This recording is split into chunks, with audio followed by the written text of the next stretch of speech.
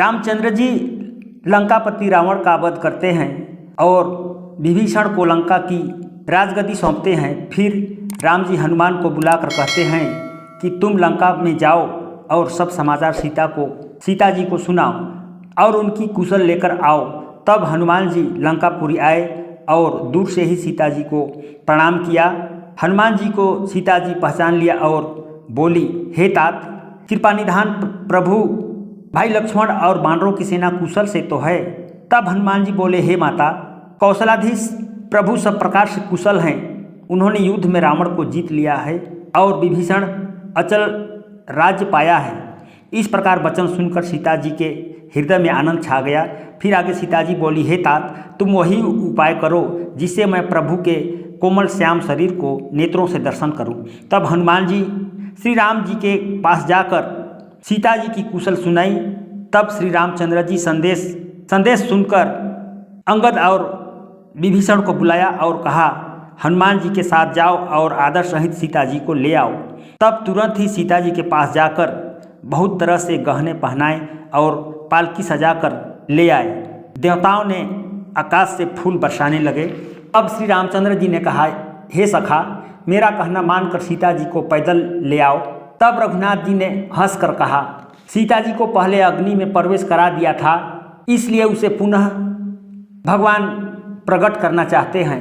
आगे कहते हैं, और यही कारण करुणा निधि कहे कछुक दुर्बान सनत जातु धानी सब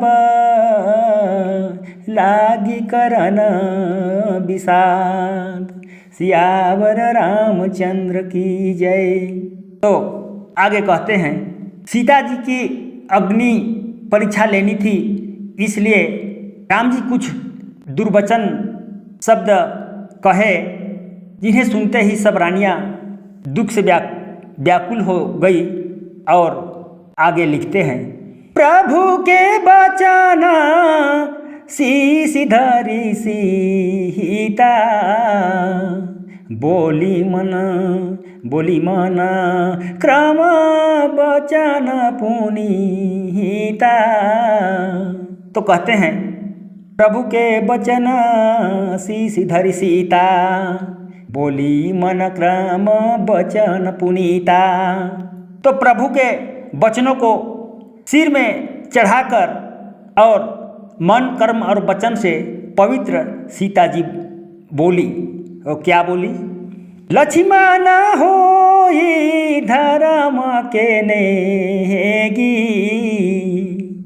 पावक प्रगट करहूँ तुम बेगी पावक प्रगट करहूँ तुम बेगी लक्ष्मण होई धर्म के नेगी पावक प्रगट करहूँ तुम बेगी। कहती है सीता जी कि हे लक्ष्मण, धर्म की नेगी बनकर शीघ्र ही अग्नि को प्रकट करो। इस प्रकार से सीता जी लक्ष्मण जी को कहती है। फिर आगे तुलसीदास जी क्या लिखते हैं, सुनी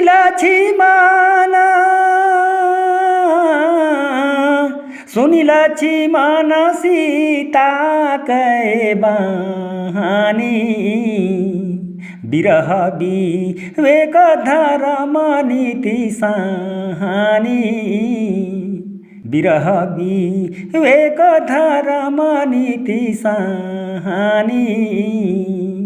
आगे लिखते हैं, सीता जी की इस प्रकार विरह विवेक धर्म और नीति से भरी हुई वाणी को सुनकर और लक्ष्मण जी आगे लोचन सजल जोरी कर दो